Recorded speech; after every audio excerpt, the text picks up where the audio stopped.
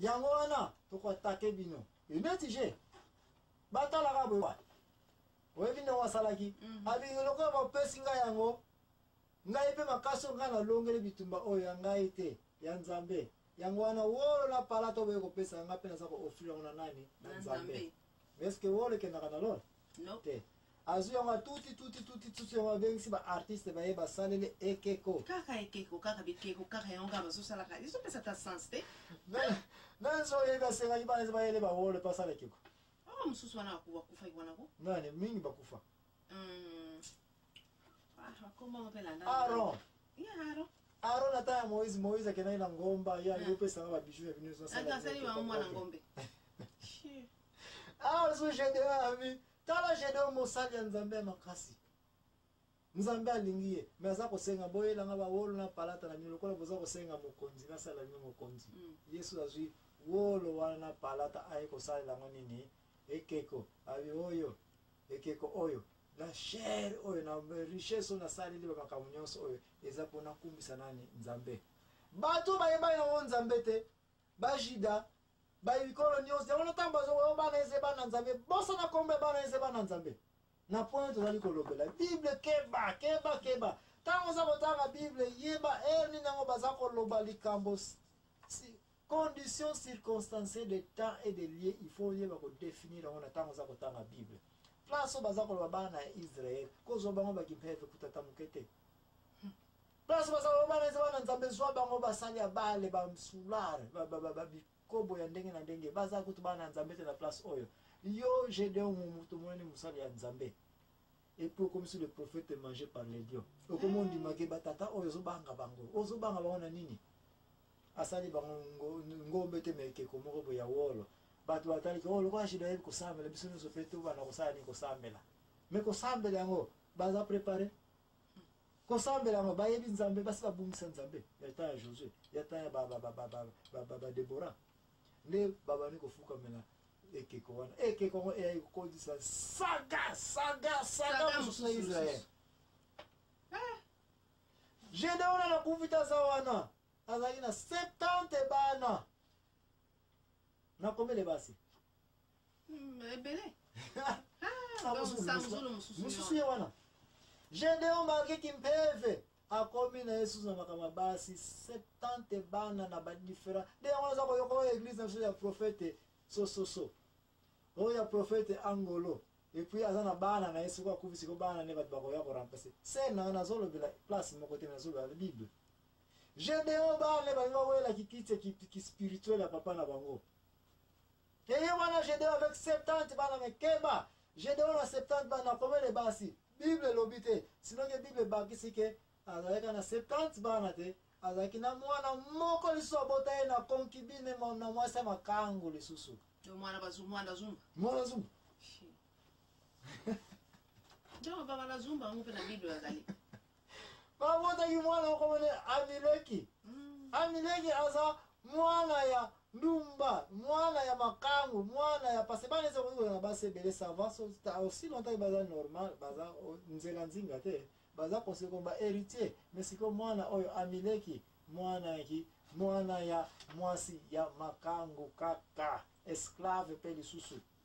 yesu aye kokota na ligne ya bahéritier spirituel ya kiti ya papa na bango Gédéon ki ye tata ye tata nani tata mfuma ngolo n'est-ce pas ye nde moto aza kodirige nini Israel sikoyo mais sikoyo tala molongo ya bana 70 bana nyonso chaque mwana ngai na kohéritier ngai na kohéritier kiti ya spiritualité ya nini ya papa na biso biloko yoko makambo ya sika na bible eza te makambo makala na bible eza te bible makambo toza kaka bato saga na Israel saga na ndako ya Gédéon saga na kati ya bana ya nini ya Gédéon ekoti saga nde place na bana tolito sisila première partie na biso oyo mpo tokende koyeba nini yango elekaki na saga oyo esili kokota wapi na ndako ya Gédéon. Mes questions naza kotina na bato na yo mama Ami ntango tokozonga semaine prochaine pour continuer deuxième partie ya saga na Israël ezali yango oyo oza prêt poza ba question na ngai pourquoi Gédéon aboyaki kodiriger Israël ndeke so bandeko pe bokena na ndako tamba soki nakotanga mokanda pasi teste oyo ko bandeko ebele na ville ambanzango kisantu kikuna na kibokolo na mino bato balandaka ba émission na biso oyo na banza bakado ekozala kende kotanga mokanda ya juge epuis ye na biso réponse mpona nini Gédéon aboyaki kozwa kiti ya bokonzi azala roi na Opra kaka te ki ye na Manasa kaka te me na batribu nyonso bana parce que ye moto amona na kilo ya nini ya bosante ya bonzambe wana première question okoya na semaine prochaine question ebale ezali ye ko Gédéon ntango amonaki ete ekeko asali asalaki yango te mpo asala idolâtrie me asalaki yango mpo aglorifie nzambe ke o nzambe na nyonso osaleli ngai na nyonso mokili epesi ngai wolo palata mbongo mbo yango ngai nakotia yango na nzoto na ngai te wolo yango nakotia yango na bana na ngai te balata nakopesa yango mpe na mwasi na ngai alata biju na ye te me nakosala nini nakotumbela yango yo nzambe mpo nasala image mpo na koadore yo nzambe na ntango amonaki ete Israel saga ekoti bacomprendre vision na ye te bango bazwi yango kome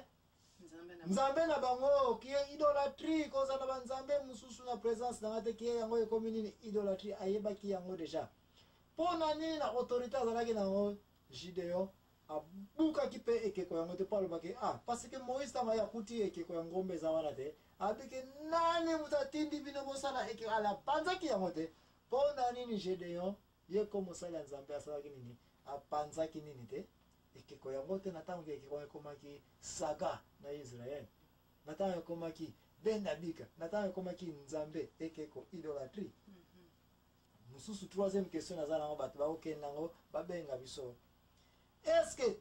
comparaison nini ezali entre Josué na Gédéon otie Josué awa otie Gédéon awa yela biso comparaison différence nini oza komona awa entre Josué na nani na Gédéon oyo asuka oyo eza kaka mpona yo mama Ani okoyela biso mpe recherche na yo Zeba na Zamuna likolo ya kozanga kosalisa Gédéon ke bato no baza balongi bitumba bazokozolanda banguna chopo yango oyo bato no balia est-ce que baréponse bapesaki wana ezalaki bouche de l'insensé ou bien ezalaki bouche de l'insensé te ou bien nini yango etindaki bango bapesa baréponse nde wana oyo ekuta bango cher ke na mituna bango basala nini bakata yango mama Ani na banza koza na likambo ya suka okoyebisa bato mpo bakende kose prépare na ntango bakoya na deuxième partie na biso ya saga wapi na Israel eza na likambo koloba bon likambo eza pena te bakendeka kotanga mokanda ngo ya juge bon comme ça bazala na connaissance oyo merci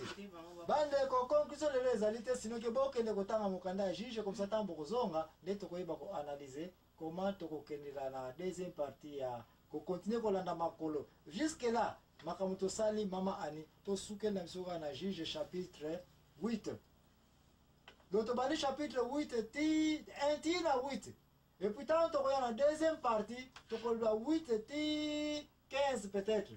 et puis ya suka troisième partie ekozala tokoloba de 15 ti na 21 mais pour le moment bandeko bokende kotanga juge chapitre 1 ti 8 boyeba makambo tolobi eza ya solo to ya lokuta comme ça ntango bokoya bosilisi mpe kotanga ja mokanda ya juge nyonso bokoyeba soki mpe makambo mosusu ya koloba awa na émission ya la vérité tosalaka aventure